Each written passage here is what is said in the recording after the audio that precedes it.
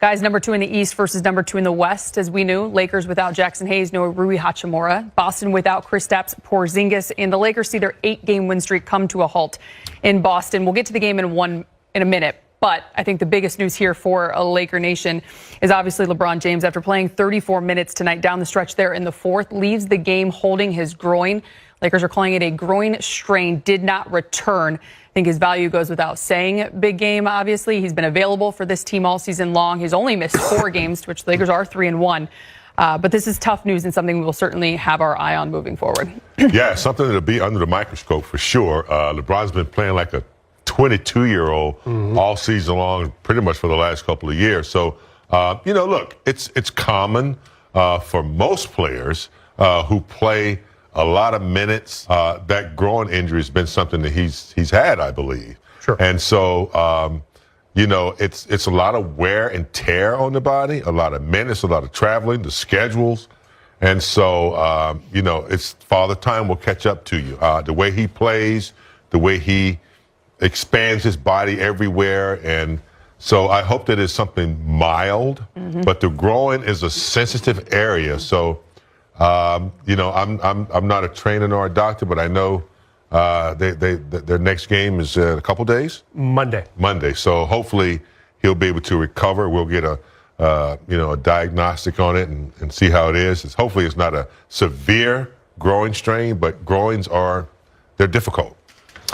James, for LeBron to leave this game just past the midpoint of the fourth quarter, Lakers mounting a good comeback after being down over 20. It shows you this is not a nothing injury, obviously. So you have to wonder, you look at the schedule. You got Brooklyn in 2 days. That team has lost twice as many games as they've won. They don't really care about the rest of the regular season. Maybe LeBron sits that out almost regardless. And then actually after that, they have a couple days between games. Yes. It's their longest stretch of break this whole month, in a very compact month. They don't play again until Thursday in Milwaukee and then Friday in Denver. So I'd be surprised if he plays in a couple days, because he can get a few days extra rest after that. But hopefully he is able to play next Thursday for sure. When they're starting, you and I were talking about this before the game, a stretch of 6 games in 8 days. Wow. I mean, that's treacherous right there. Hopefully he's okay in about 5 days. Maybe getting back for the Denver game. Sure. Perhaps, sure. Brooklyn, like you said, Milwaukee, it depends on how it feels, but getting back for the Denver game, but definitely going to need it for that stretch. Certainly keep an eye on Luka as well. As the broadcast showed, he was holding his back in warm-ups. Good to see him finishing the game, at least from a health standpoint. But when it comes to the game, I think the one thing that stands out is it wasn't about a lack of energy or effort for the Lakers tonight. In fact, it was a tie game after 1. It was a 4-point lead for Boston at the half. But then to open that third, it was tough. I keep hearing you say it, big game. The Lakers started that third quarter 0 for 9 from the field. In fact, their first field goal made wasn't until the 5.5-minute mark, to which at that point the Celtics had opened up a 19-point lead. They finished the quarter 29-13, advantage Boston. Lakers shot 5 of 23, 8 turnovers. So yeah, I mean, I give the defense a little credit. Brown's tough. Pritchard comes in there. He gets physical with everybody. Horton, I thought, exposed not having size today every time they switched on Reeves.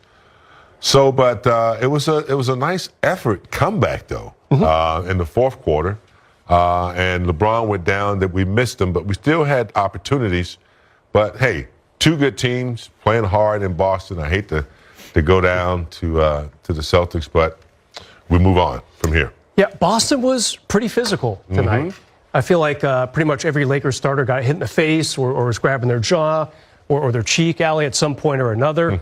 And sometimes the fouls were called, sometimes they weren't. And the Lakers have been pretty physical lately. They've been real physical in games. Tonight, Boston was probably the more physical team. Maybe the Lakers missed Rui Hachimura and his steady 13 or 14 a game. And I think they really missed the lob threat of a Jackson Hayes. He's always available down there for if Luka or LeBron penetrates, you can pitch it over the top. Jackson Hayes is there. So I just feel like that in that third quarter, really, that's where they came undone. Yep. The middle two quarters, actually, James, they scored 34 points total. And you just can't have that lapses on the road against a team like the Boston Celtics. They've been playing great. Our director got in her ear and said, when's the last time we had a losing post-game show? It's been a while. And they've been crushing good teams, too. So, the effort was there, but it's going to happen. You don't lose to a losing team. You're gonna, if you look at this road trip, if you're going to say, okay, where might a loss come? You might say Boston would be that loss without. But you move on. Try to get back in Brooklyn, and then go from there. Yep. I think that you guys would tell me I was lying after we talked about how Boston shoots the three ball at such a historic rate. Yeah. When I tell you that the Lakers hit one more three and attempted two more threes than Boston tonight. But it's little things like that where then offensive rebounds for Boston, 11 for 14 second chance points, turning the ball over for LA. They just were able to capitalize on all the mistakes.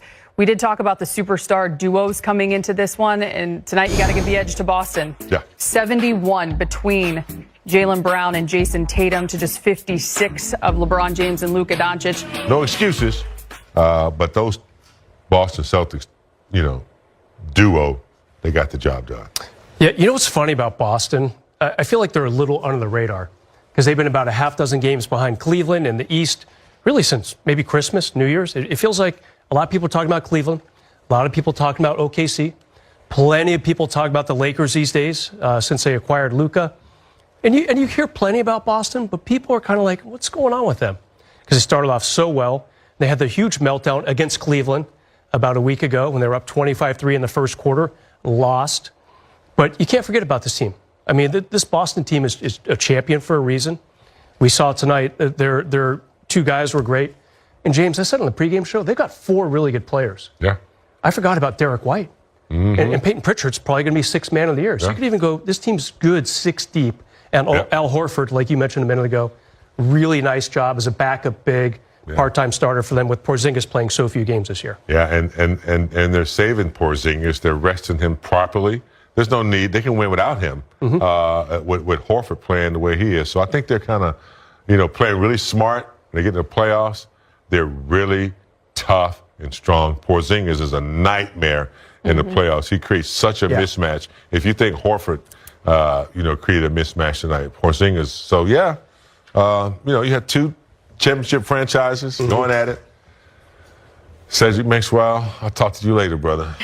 Austin Reeves calling the Lakers atrocious there in the third quarter. Just for him, we talked about it in the pregame, a bounce-back performance. He had 16, 5 of 12 from the field, but got that three ball to fall as well. That's a good sign for Austin. Big game. Yeah, I mean, after being out a week, you gradually, work your way back into it. I thought he did fairly well tonight. Defensively, it was a big challenge for him.